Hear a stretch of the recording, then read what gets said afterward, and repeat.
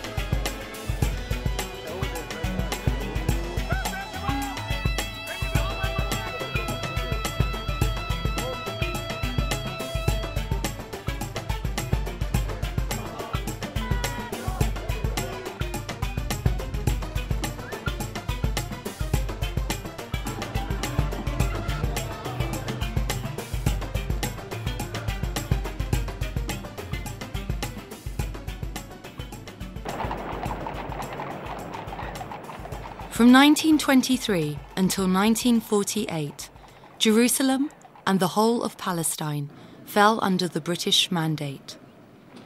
In 1917, the British government had issued the Balfour Declaration, promising the Jewish people a national home in Palestine.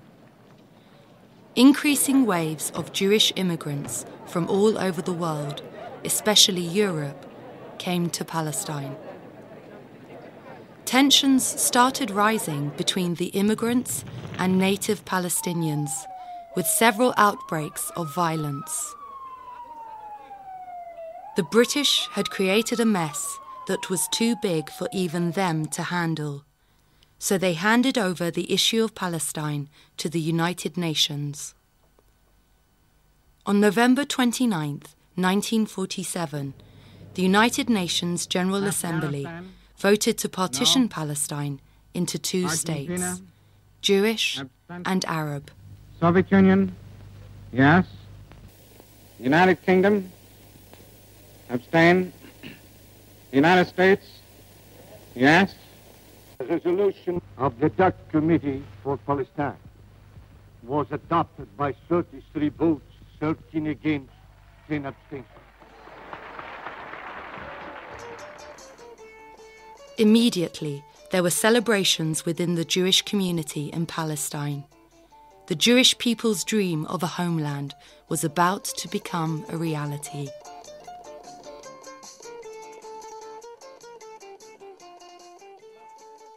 On the Arab side, there was no dancing. The Palestinians were just about to lose more than half of their country. Demonstrations and riots erupted all over the country. Shock, despair, and a sense of betrayal were the dominating moods.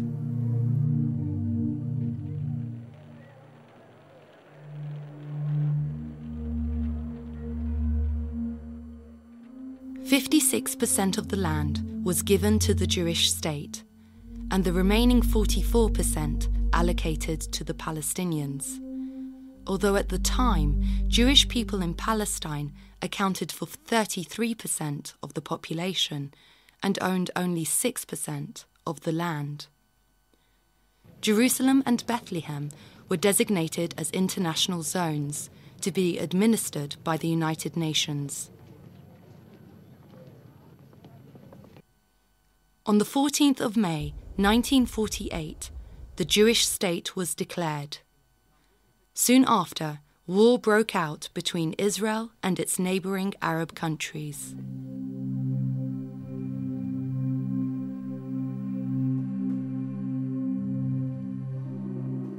Arabs lost the war, and Israel had now captured 78% of historical Palestine, including West Jerusalem. East Jerusalem, including the Old City, remained under the jurisdiction of Jordan. The war also created a refugee problem. 2,000 Jews had to leave their homes in the Old City. 19 years later, they would all return. For the Palestinian refugees, the story was different. Hundreds of thousands of Palestinians were uprooted and became scattered across the region. Some never left Palestine, but instead became refugees in their own country. The remnants of many of their villages and homes still stand today, bearing witness to their tragedy. A long and painful chapter in the history of the Jewish people was just about to be closed, and a long and painful chapter in the history of the Palestinian people was just about to begin.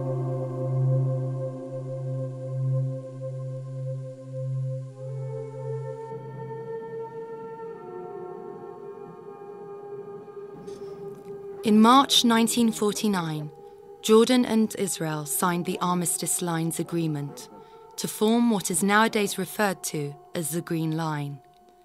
It gets its name from the green pencil that was used by the Israeli general Moshe Dayan. The Israeli side of the Green Line includes the captured 78% of historical Palestine. Jerusalem now stood divided between east and west. Snipers' positions were mounted along the dividing line. Jews were not allowed to visit the Western Wall, and Palestinian refugees were not allowed to return to their homes in West Jerusalem. According to the census I myself conducted in 1967, there were 10,000 Palestinians in East Jerusalem that were born in West Jerusalem. Not only general refugees, people who actually were born. So you say about 1 in 5 in East Jerusalem was a displaced person from the same city. Think about the emotional burden of that. Well, this is my house. I have a picture of the house that is circulating among the family. It was only after the Deir Yassin massacre that my father thought of leaving the house. My father left, I think, the very last day, the very, very last day. And he carried with him a tablecloth and a radio. And I remember when my mother was packing, and she was adding, it was April, she was adding some winter clothes for the kids. And my father was shouting at her, "Don't take too much luggage. You'll be back in 2 weeks." Well, we're in 2007. Well, the door to the staircase is the original door. And if you go up, you can go and take a picture of the staircase. You can go. I don't mind. You go and see that we have 2 entrances to the house. This gate is the original gate. They added nothing, in fact. The trees are the same. This pomegranate tree is the same.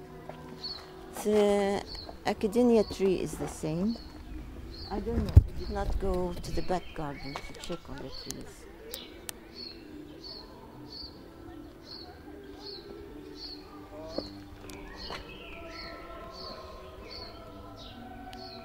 Yeah, you pick up the music. This was not the music played when we were here.